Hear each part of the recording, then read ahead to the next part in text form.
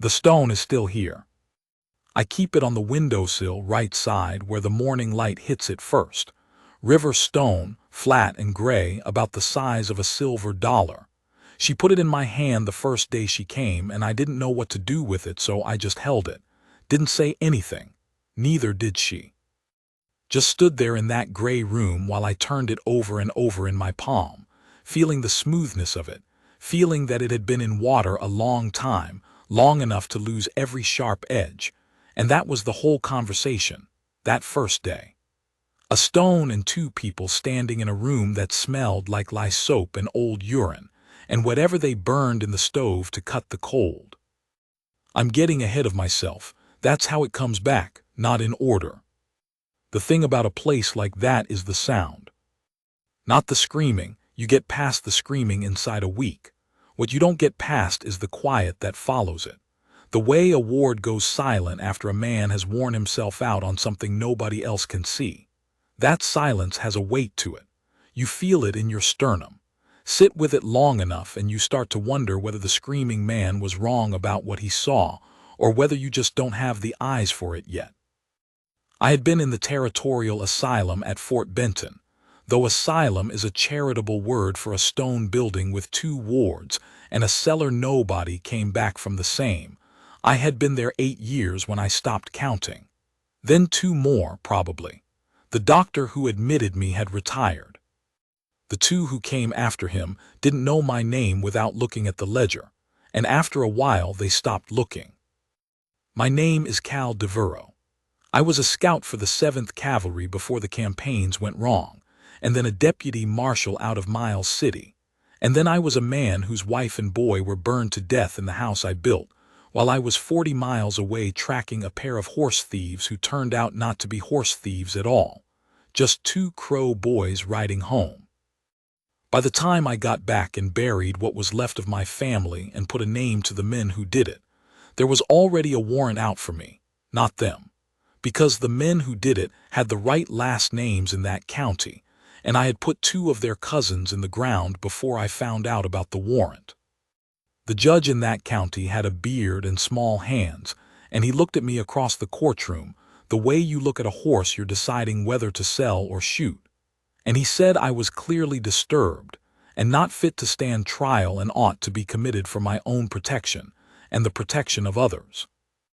And the protection of others meant the protection of the Calloway family, which ran 3 ranches and a freight line east of the Musselshell, and which had just lost 2 sons, never mind that those sons had burned a woman and a child alive in a house on the Yellowstone.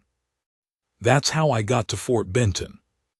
Not raving, not dangerous, just a man who had broken in a particular direction that the judge found convenient. I should tell you what the before looked like, because the before matters. Not the burning. I'm not going to tell you about that, not the whole of it, because some things you carry without taking them out to look at. I'll just say it was October and the cottonwoods were still yellow along the Yellowstone, and I smelled the smoke from 2 miles out and knew what it was before I knew it. The before I mean is the year before that. The year when things were good enough that I didn't know they were good. Martha was from Ohio, schoolteacher's daughter, came west on a freight wagon with her uncle who was setting up a dry goods operation at Glendive. I met her when I brought in a prisoner who needed a doctor, and the doctor was her uncle's neighbor. She was hanging washing. She looked at me and the prisoner's condition. He'd taken a knife in the shoulder 3 days back and it was ugly, and she said, "He needs to be flat," and went and got her uncle to take the man inside. She didn't ask if he was dangerous. She just looked at the shoulder and made a decision. That was Martha. We had 4 years. Caleb was born in the 2nd year. He had her eyes in my hands, and he could already name every horse in the corral by the sound of its breathing. 4 years is not enough, but then enough is a fiction, I think. There's no enough. There's just the length of it and what you did with the length. What I did with the length was mostly work, and a little sleep, and some evenings by the fire where the 3 of us fit inside the same lamplight, and Caleb would fall asleep with his boots still on, and Martha would look at me across the boy's head, with that particular expression she had, the one that said nothing and said everything. And those evenings were the whole sum of what I wanted from the world. I don't tell you this to make you sorry for me. I tell you so you understand what the asylum was, because the asylum was the opposite of that in every particular. The first year I fought it, wrote letters that were never answered, demanded to see a judge, demanded to see anyone. The attendant whose name was Pedersen told me that demanding was what crazy people did, and if I kept it up he'd have reason to note it in the ledger, and the ledger determined how long a man stayed. So I stopped demanding. The second year I got quiet. Not sullen, not broken, not yet. Just I pulled back to a smaller space inside myself, the way a man gets out of the cold. There was still enough of me in there to be angry, and the anger kept me company. It was something to tend to, something warm. By the third year the anger had burned through itself, and what was left was what they'd called me from the start. Not violent, not raving, just hollow. You can hollow a man out. It doesn't take cruelty particularly. It just takes time and sameness, and the particular sound that silence makes in a stone building in winter. The sameness is the thing. I don't know if people understand that from the outside. In a jail there is at least the fact of what you did, a story you're in, a reason for the walls. In a place like Fort Benton there is nothing but the present moment, which is identical to the last moment and to the next. The stove in the morning, the yard at 10, the meal at noon, the yard again if the weather held, the stove in the evening, the narrow bed with its gray blanket that smelled of every man who'd used it before. After a year of this it stops being oppressive. That's the problem. After a year it's just the day. After 2 years you can't quite remember what the day was supposed to feel like differently. After 3 years the place has colonized you so completely that you can't tell yourself apart from it. You are the stove and the yard and the gray blanket. You are the narrow bed. This is what they meant to do, maybe, or maybe it's just what happens when you keep a man somewhere long enough. Either way it happens. I don't remember the 4th or 5th year very clearly. I know I ate. I know I slept. I know I walked the yard in the morning when they let us into the yard.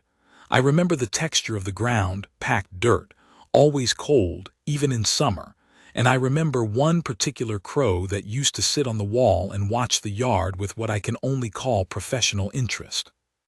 I talked to the crow sometimes. Not crazy talk, just there was a crow and I was there, and it seemed rude not to acknowledge each other. The crow died somewhere in the 4th or 5th year. I found it on the ground one morning. I buried it under the north corner of the yard with a stick for a marker. An attendant pulled the stick out, said it was a fire hazard. That crow was the last thing I buried that I cared about burying. The 6th and 7th years are mostly gone from me. I know they happened because they must have. I know I was fed and I slept in the yard and the stove.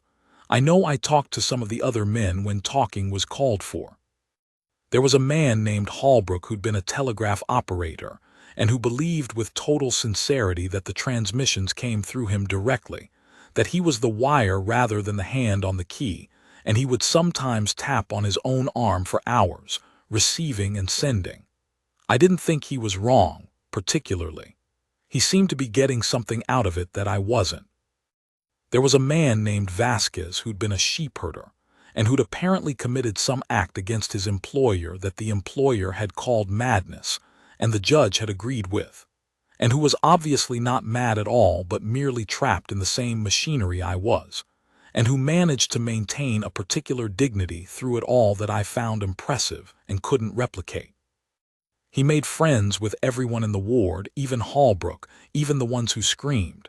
He had some quality of availability. He was just there for you if you needed him, without making a production of it. He died in the 8th year, pneumonia. I was sorry about Vasquez in a way I couldn't be sorry about much by then. Some embers were still going. The 8th year they brought in a new doctor.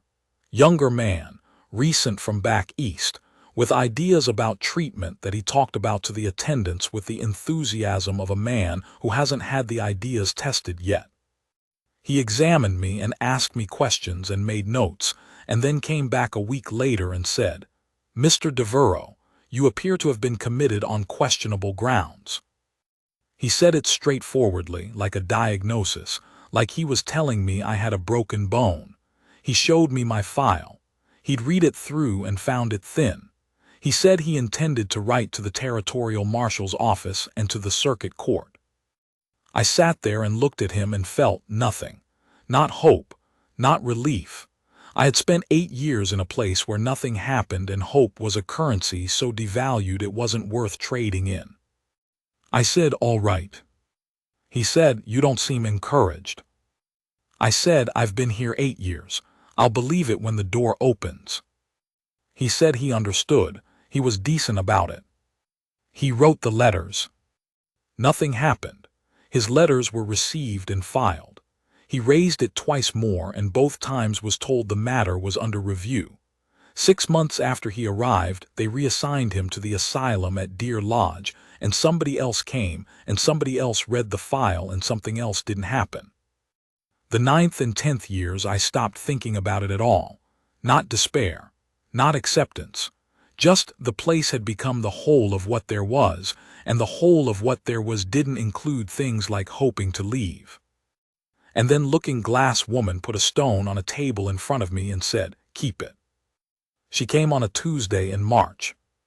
I know it was Tuesday because they served beans on Tuesday, and the beans were still sitting heavy in me when they brought me to the visiting room, which was a room with a table and 2 chairs, and a window with iron over it and gray light coming through. I'd never been brought to the visiting room in 10 years, and it was 10 years by then. Near enough, nobody had ever come. I assumed it was a mistake. Another man's visitor.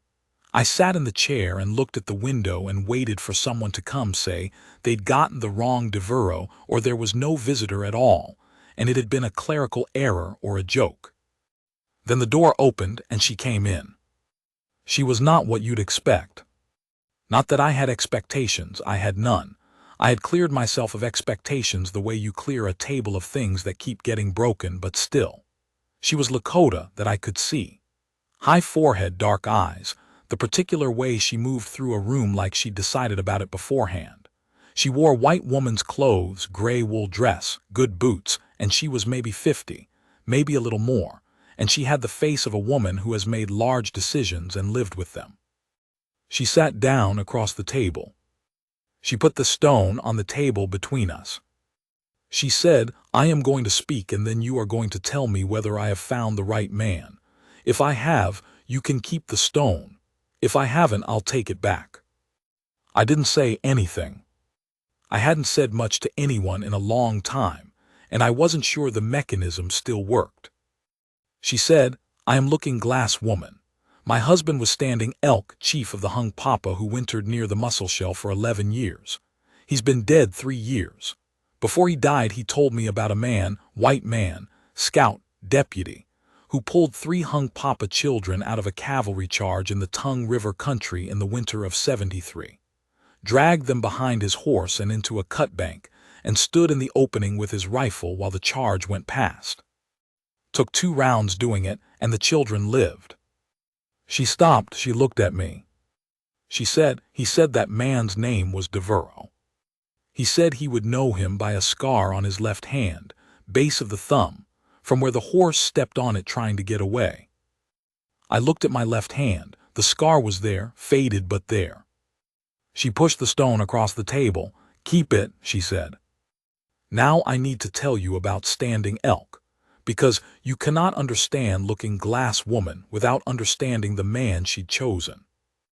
I knew Standing Elk, not well, not to call a friend, but I had been in the Tongue River country through 3 winters during the campaigns, and Standing Elk was a man who showed up in your awareness the way a mountain shows up, not suddenly, just there, too large to miss. He had a particular reputation in that country. He negotiated. Which sounds like nothing, but in those years in that place, a Lakota chief who would sit across a table from a cavalry officer and talk, and not break and not beg, and not simply agree to whatever was on the paper, that was not a common thing. He had an intelligence that made men on both sides uncomfortable, because uncomfortable intelligence doesn't fit into a story that either side was trying to tell.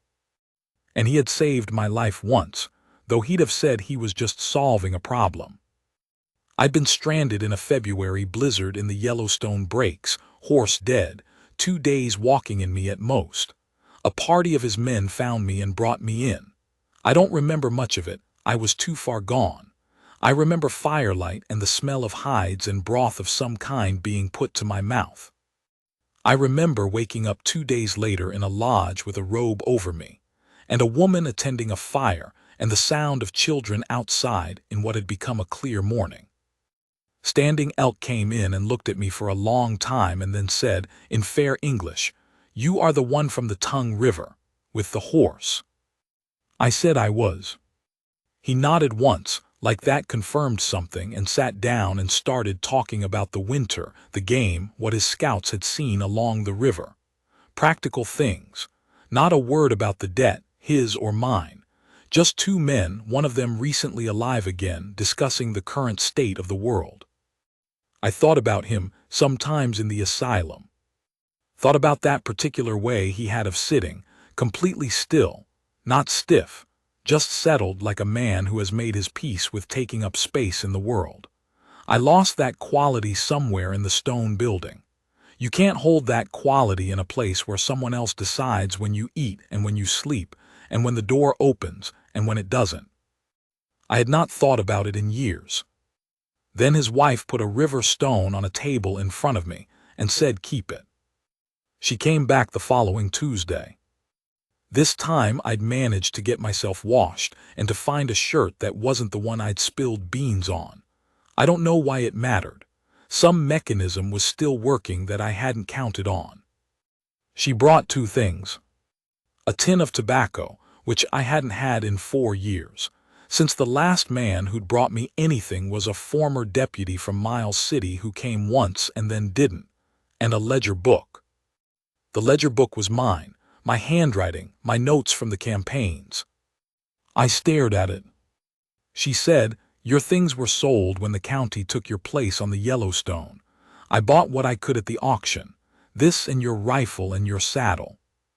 I said, "The rifle?" "In my house, I'll keep it until you need it." I said, "You're planning on me needing it." She didn't smile exactly. Something happened at the corners of her eyes. "You have been here 10 years, she said. "You were put here by men who needed you out of the way. The men who needed you out of the way are not all still in the way." She told me then what she'd spent 3 years finding out. The 2 Callaway boys who'd burned my family, the older one, the one named Dent, had been dead 2 years, thrown from a horse up in the Highwood Mountains. The younger one, whose name was Pierce and who'd been the one with the idea, had married and moved to Oregon and subsequently run badly afoul of a judge in Portland on an unrelated matter, and was currently in a federal penitentiary where he would be for at least 5 more years. The judge who committed me, the one with the small hands and the beard, had retired to Bozeman and taken ill. And the new judge in the county, Miles City, the circuit now reached, was a man named Oakes, who had been appointed by the territorial government rather than elected by the county, and who had no connection to the Callaway family, and who had in fact expressed in correspondence to the territorial marshals office a general skepticism about commitment proceedings used in lieu of criminal prosecution. She had copies of the correspondence. She'd gotten them from the marshal's office in Helena.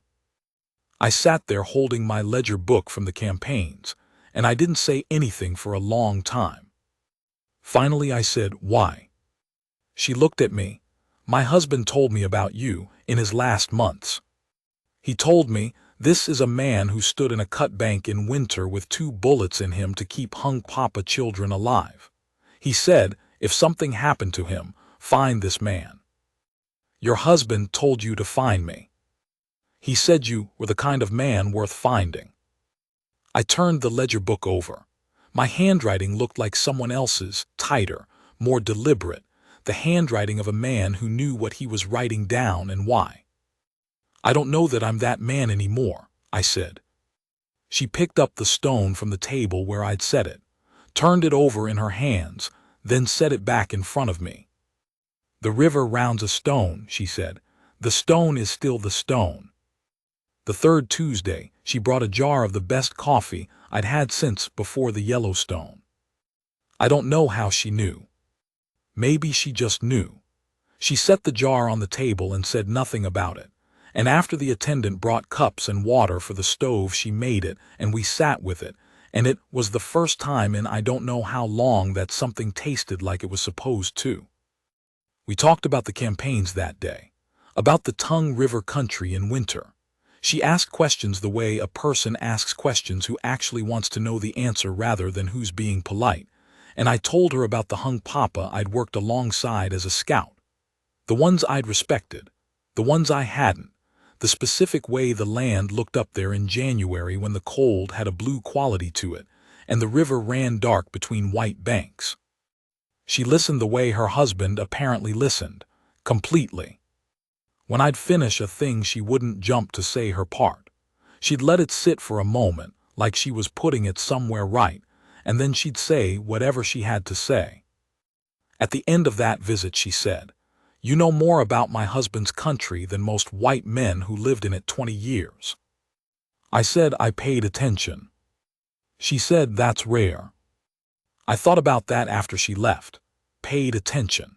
It sounds like nothing. Everyone thinks they pay attention. But in those years in that country, it was the difference between being someone who moved through the land and someone who moved with it. And the difference showed in 100 practical ways and in 100 other ways that weren't practical at all. I had paid attention then. And then I'd been put in a place where there was nothing worth attending to. And now I was attending again, to the quality of the light through the iron-barred window, to the slight unevenness in the table that made my coffee cup list a degree to the right, to the way looking-glass woman's hands moved when she talked, deliberate, contained, a gesture made for the specific word and then finished. Some mechanism I'd thought rusted through was working. The fourth Tuesday she didn't come. I sat in the visiting room for the hour they allowed, and nobody came, and then Harjo walked me back to the ward and said nothing about it because what was there to say? I sat on my bunk and looked at the stone. She came the fifth Tuesday. She said, without apology or excessive explanation, that she'd been held up in Miles City with the lawyer Keene on matters related to the petition. She said it was progressing. She said it as a fact, not a reassurance. I said I waited last week. She looked at me directly. "I know," she said. "I should have sent word." That was it. No performance of guilt, no excessive sorry, just I should have. Acknowledgement. I found I respected that more than elaborate apology. Apology is sometimes about the person apologizing. Acknowledgement is about what happened. I said, "Tell me about the petition." She told me. Keene had found the two men who'd seen what the Callaway boys had done. One was a freighter who'd been camped 2 miles down the Yellowstone that October. He'd seen the smoke and ridden toward it and arrived too late and then ridden away fast because he recognized the Callaway horses and knew what riding toward that situation would cost him.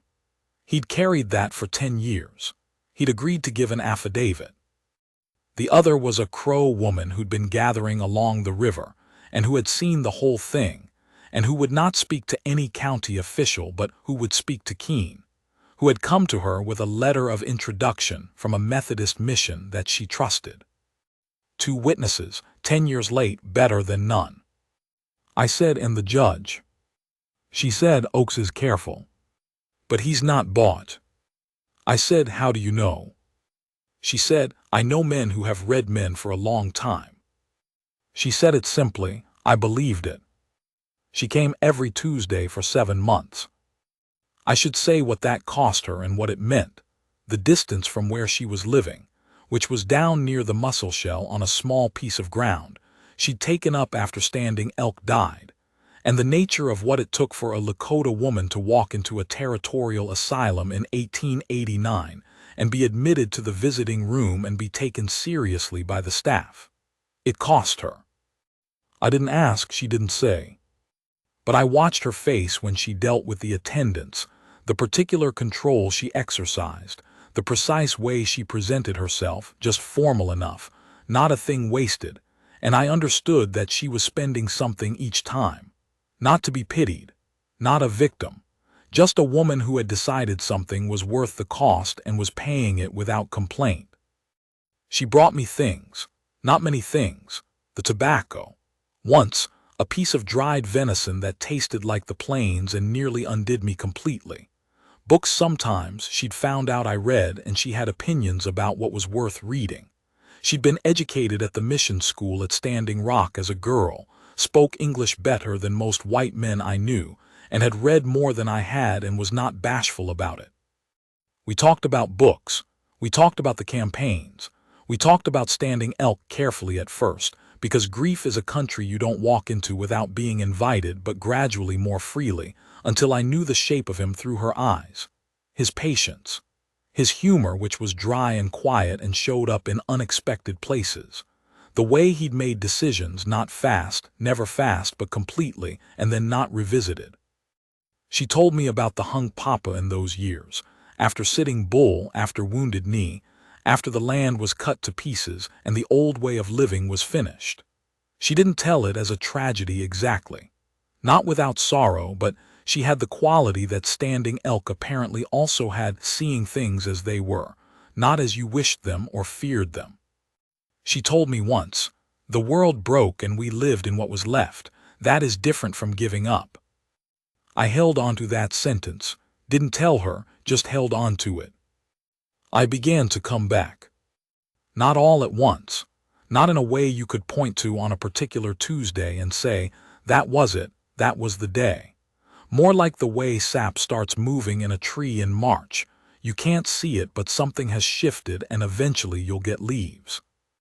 I started eating more deliberately, started sleeping at the right hours, started moving through the yard in the morning with some intention instead of just wearing a groove in the dirt. Started noting things again, the way the light changed through the year, the names of the other men, which attendant was decent and which wasn't, and what they wanted from you to stay on the right side of decent. I wrote Looking Glass Woman a letter. I had not written anything in years, and I didn't know if the mechanism still worked, but it did, though the writing looked strange to me, looser than the ledger book, a different man's hand entirely. I told her what I wanted. Not to get out, I hadn't got to wanting, I was still somewhere before wanting, but what I had been. I told her about Martha and Caleb, the 4 years, the evenings with the lamplight. I told her about the horse I'd had before the house, a gray roan named something sensible that I've forgotten, and that the horse had a habit of stepping on your foot, not in malice, but in genuine belief that the foot wasn't there, and that this had made him difficult to sell and easy to keep. I don't know why I wrote about the horse. It just came out. When you write to someone and mean it, sometimes what comes out is a horse. She wrote back, 1 page, clear, direct sentences, the same quality she had in person, nothing that wasn't there for a reason. She said the roan sounded like a horse with character. She said character in a horse was worth more than manners. She said her husband had had a mare with character, a spotted mare who bit everyone but Standing Elk, and who following his death had refused to be ridden by anyone else, and was now living out her days eating grass and biting the other horses. I read that letter until it was soft at the folds. The petition went to Judge Oaks in November.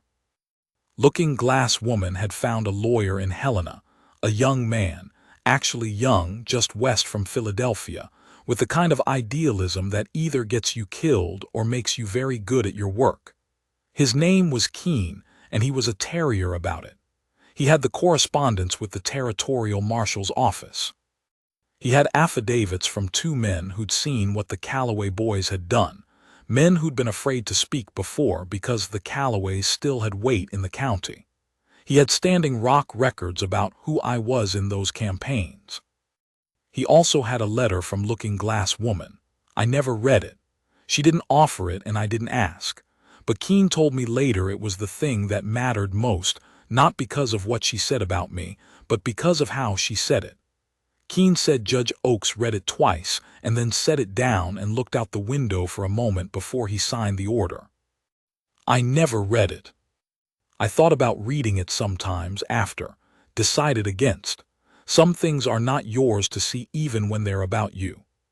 She said what she said to the judge in that particular room for particular reasons, and it served its purpose. That's enough. The morning they told me the order had come through, it was February. Same month I'd been found in the breaks by Standing Elk's men. Different year, same cold. The attendant, the decent one, a man named Harjo Part Creek, who treated me with a straightforward neutrality that was more dignity than most people managed. Harjo came to the ward at 6 in the morning and said, "Devereaux, you've got a release order. Get your things." I didn't have many things. The stone, the ledger book, the letters. My original clothes from the commitment had been long gone, and I wore what the asylum issued, which was gray wool and would have to do. I walked out through the front gate in gray wool and February wind, and stood on the rutted road outside. Looking Glass woman was there. In a buckboard, 2 horses. She had my coat, my actual coat from before, brown canvas, that I hadn't seen in a decade, folded on the seat beside her. I don't know how she had my coat. I didn't ask. I put it on and got up on the seat, and she clicked the horses and we moved. We didn't say anything for a while. The road ran east, away from the mountains into open country, and the sky was the color of pewter and the wind was down off the high places with cold in its teeth, and the world was enormous and flat and pale, and present in a way that I had not felt a world in 10 years. Just the fact of the sky. Just the fact of it, uncut by stone walls, going on as far as you could see in every direction. I had been inside so long that the size of it was almost not wrong but astonishing, like a man who's been in a dark room walking into strong light, not painful, just enormous, more than I'd expected. Finally I said, "Your husband?" She said yes. I said he was a better man than most. "Yes," she said again. We didn't say anything for another mile. A hawk was working the low sky to the south, quartering back and forth over the frozen grass. I said, "I don't know what I am now." She was watching the road. "You're a man who's been in a river a long time," she said. "The river does something to a stone. It doesn't stop being a stone." I thought about that.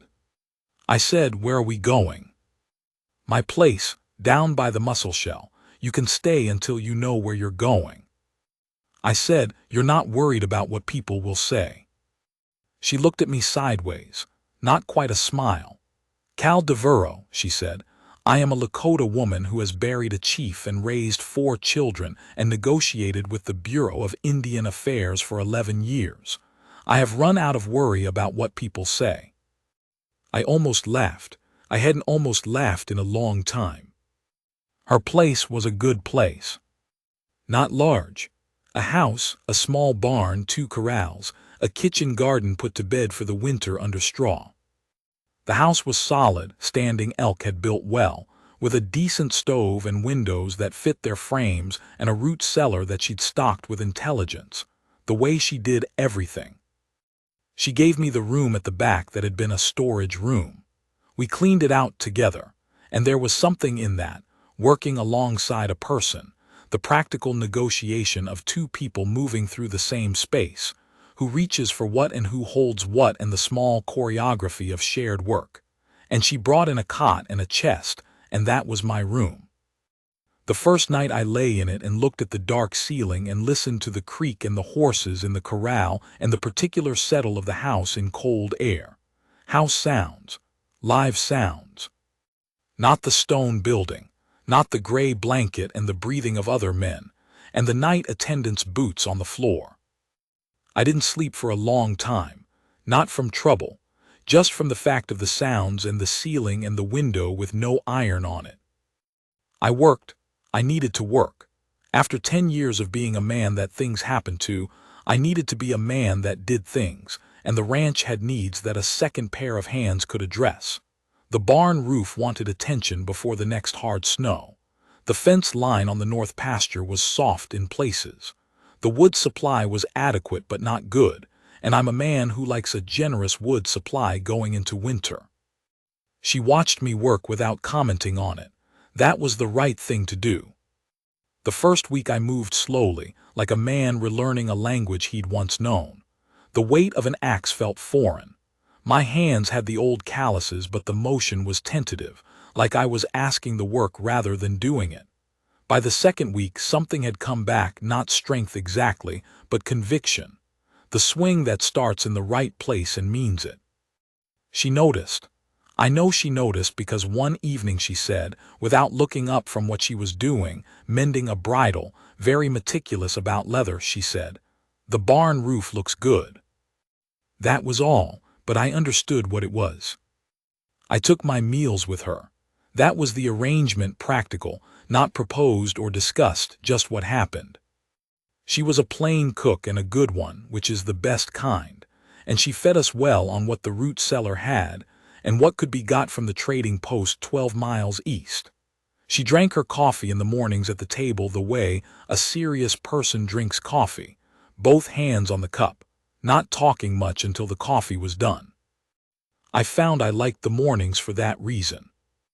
Her youngest son, Strikes the Cloud, came out from the reservation in April to help with the horses, and he looked at me with a young man's careful measuring eye, not hostile, just checking. We worked together for 2 weeks with very few words between us. On the last day before he went back, he said, "My mother doesn't do things without reasons." I said, "I know." He nodded and went. Her other children came in pieces over the spring, a daughter from Standing Rock, another son from down near the Crow Agency. They were polite and watchful and clearly loved their mother and were still deciding about me. I didn't press it. Trust is not a thing you press. It forms over time from small, accurate acts, and I had time, and I intended to be accurate. Spring came slow that year and came all at once. One morning in April the ground was frozen, and the next morning the meadowlarks were out, and the creek that ran along the south edge of the property was running hard and brown with snowmelt. I had been at the ranch 2 months by then. I had my rifle back. She'd brought it out of the storage shed one evening in March, oiled and wrapped in canvas, and set it against the wall of my room without comment. My saddle was in the barn. I had some of my ledger books from the campaigns. I had the stone. I had not yet gone anywhere. There was nowhere to go, or there was, meaning I could have gone back to Miles City or east to Dakota or anywhere, but going required knowing what you were going toward, and I was still working that out. One evening in late April, after supper, she came and sat on the porch. I was already there, watching the light go off the grass. She brought 2 cups and set one beside me, and we sat for a while with the cups and the light, and the meadowlarks going quieter as the dark came up. She said, "You've been quiet this week." I said, "Trying to figure out where I'm going." She didn't say anything. I said, "I don't know if there's a version of the rest of my life that makes sense without." I stopped.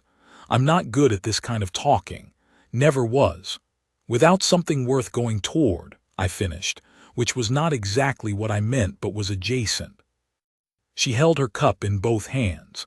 The last of the light was on her face, and she looked like a woman who had thought about the right words for this before I'd asked for them.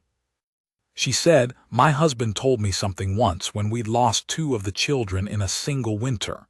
He said, the river doesn't care where it's going. It just goes. But it goes toward the low place, because that's the place it belongs." I looked at the creek, just visible now in the last light. She said, "You've been in the river a long time. You don't have to know where you're going. You just have to go toward the low place." I said, "And what's the low place?" She said, "The place you belong." The meadowlarks had gone entirely. The first star was out, one hard point of light above the hills to the east. I said, "Are you planning on staying here?" She looked at me. I have 4 children and a spotted mare and 11 years of understanding with this particular piece of ground, she said. I am not planning on going anywhere. I looked at the star. Then I think I might know the low place, I said. What happened after that I'll tell you plainly, because it was plain. I stayed. Not without asking and not without her answering clearly, because Looking-Glass Woman didn't do anything vague or half-committed. She said, if you stay as the man you are, not the man the asylum made. And if you stay, you know what this is.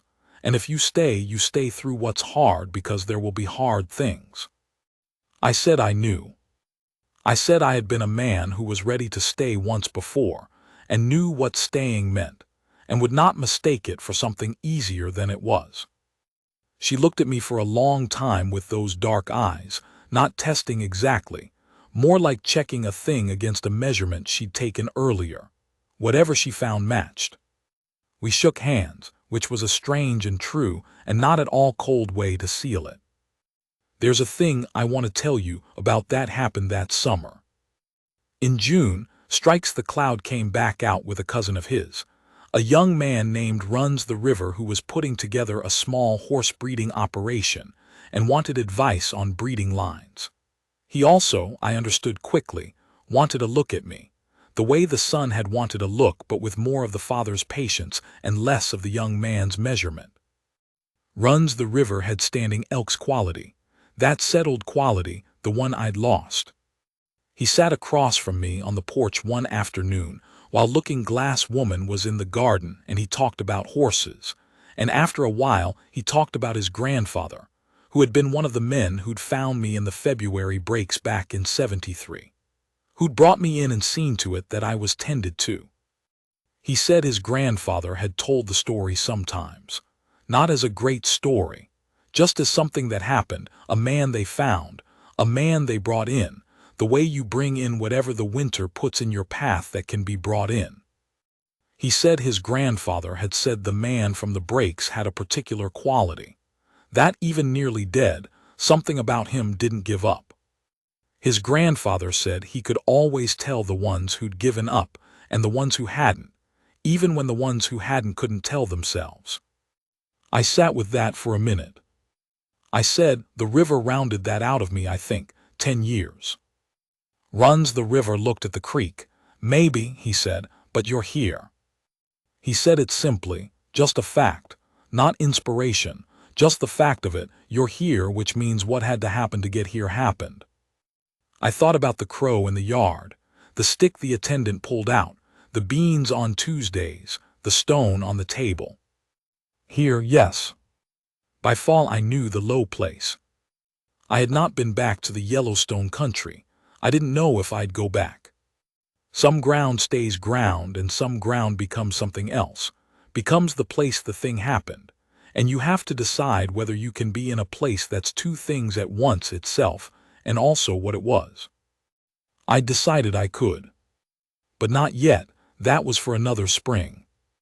This fall was this: the ranch, the horses, the fence line and the wood supply and the root cellar and the meadowlarks and the creek and Looking-Glass Woman moving through the house with the economy of a woman who has lived alone and knows what a space needs from her and gives it that, no more. She read in the evenings and I read, and sometimes we talked about what we were reading and sometimes we didn't. She had a quality, Standing Elk apparently had it too, of being easy to be quiet with, not empty quiet. Full quiet, the kind that means both people in the room have enough of something that they don't need to fill it. I had not had that since the evenings with the lamplight and the boy asleep with his boots on. Some evenings I told her about Caleb, about the things he could do that surprised me. He was 5 when he died, and 5-year-olds are always surprising you with what they've worked out on their own, what they know that nobody told them. He could identify horses by sound, I said. She listened. I told her about the evening he'd found a stone in the yard, not so different from her stone, flat and pale, and had carried it into the house and set it carefully on the table and announced that it was a good stone and should be kept. I told her we kept it. She listened to that too and didn't offer it back to me with meaning attached. She just received it as a fact about a boy, which is what it was. That was a gift, to have a place to set things down. One November evening she looked up from her book and said, "You look like yourself." I said, "Is that good?" "Yes," she said. "When I came to Fort Benton you looked like a man who'd had himself scraped out. You look like the man my husband described." I said, "The one in the cut bank." "The one who stood in the opening," she said. "Yes." I turned that over like the stone. The one who stood in the opening. 2 bullets in him, cavalry going past, 3 children behind. I didn't feel like that man. I didn't feel like much of any particular man. But I thought maybe that's what coming back means. Not feeling like it. Just being it without knowing you're being it, because you've gone past the point where you have to watch yourself being it. She went back to her book. I went back to mine. Outside the window the stars were out over the Musselshell country, hard and cold and closed the way stars are in Montana in November, the whole sky a little drunk with them. That winter was a good one. I don't mean easy, it was cold and we worked through it. I mean the kind that does what winter is supposed to do, closes things in, slows the pace to what's possible instead of what's expected. We played cards sometimes in the evenings. She was a better card player than I was and didn't hide it, which I respected. She'd learned from her husband, and her husband had apparently been ruthless about it, which she seemed to consider a fine quality in a man. She won more than she lost and took small satisfaction in it that was worth a lot to me to watch. That satisfaction. A woman who wins something she's earned and knows it, with no apology about it. I learned things about her that winter that you only learn by living alongside somebody. She was easier to be around at night than in the morning, not difficult in the morning, but quieter, more internal, still coming out of herself. By evening she was fully there. She had a habit of making notes to herself on small pieces of paper and losing them in the book she was reading, so that when she went back to a book she'd find her own notes as if left by someone else. She said once that it was like corresponding with a past version of herself, and she didn't always agree with her own previous conclusions. She had a scar on her left forearm that she never mentioned, and I never asked about. She woke sometimes before dawn, and I could hear her moving in the kitchen and the particular sound the stove made when she was banking it. I don't know what she was thinking about in those hours. You don't ask that. But her being up and moving in the dark made the dark a different thing. In February, same month I'd been found in the breaks, by then a kind of fixed point I kept returning to, she said to me one morning, "Are you going to the Yellowstone in spring?" I said yes. She said, "I'll come if you want." I said, "I want." She nodded and went back to her coffee. It was settled and we didn't discuss it further. That was her way, and I was starting to understand that it was a quality I would be grateful for the rest of my life. Here is the ending, and the ending is this. In May, we drove out to the Yellowstone. 3 days down in the buckboard, the world opening up as we went east, the river country giving way to the broader plains, the sky getting bigger in that particular way it gets when you're moving away from the mountains. We stopped 2 nights at small claims, people who fed travelers as a matter of course, the hospitality of the frontier that doesn't make the histories but keeps people alive in them. I had not been back to that part of the Yellowstone in 11 years. The land looked the same. The land always looks the same. That's either comforting or terrible depending on what happened in it. We found the place. I knew it by a bend in the river and a particular stand of cottonwoods that had been young trees and were larger now but the same trees. The house was gone, entirely gone, nothing but the stone chimney standing, and even that was starting to lean, and the ground around it was wild grass now, thick where the ash had enriched the soil, which is one of the true and strange things about fire. I showed her the chimney. I showed her where the corral had been. I told her where Caleb used to stand at the fence to watch the horses, one foot on the bottom rail, exactly at the place where the fence had been. She looked at that empty space for a moment. I walked to the riverbank and stood there. The Yellowstone was running high. Snowmelt from up in the mountains, all of it coming down together, too much water for the channel moving fast and brown. You could hear it. She came and stood beside me.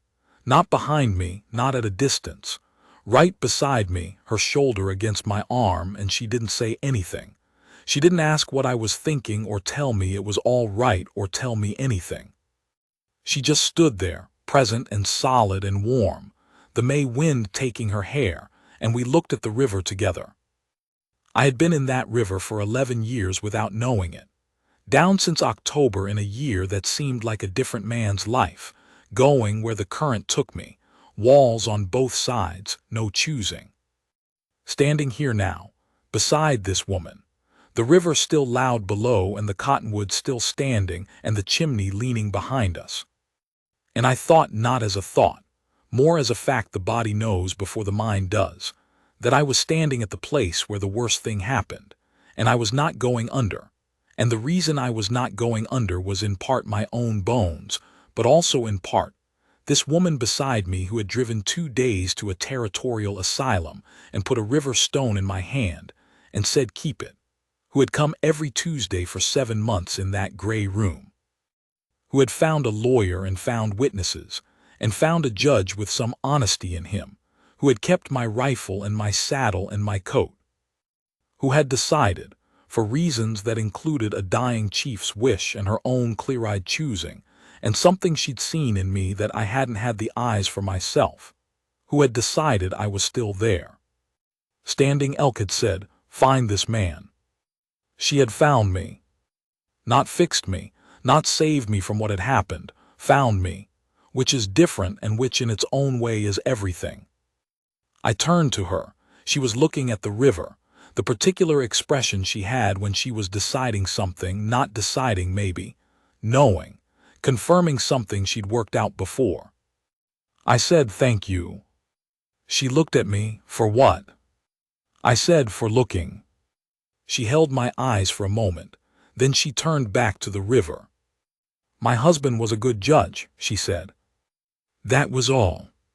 We stood there until the sun moved enough that the light changed, and then she said, ready? Not asking whether I was all right, asking whether I was ready, which is a different question, a forward question, and I said yes, and we walked back to the buckboard. I had the stone in my pocket. I'd had it in my pocket since the first Tuesday she came. I took it out and looked at it. Flat and gray, river smooth, ordinary. Not a lucky piece, not a sacred object, not a symbol. Just a stone from a river that a woman had put in my hand in a gray room when I had nothing and she decided, for reasons that were hers and a dead chief's and something ineffable and real, she decided I was still there. The river rounds a stone. The stone is still the stone. I put it back in my pocket and climbed up on the buckboard and we went home.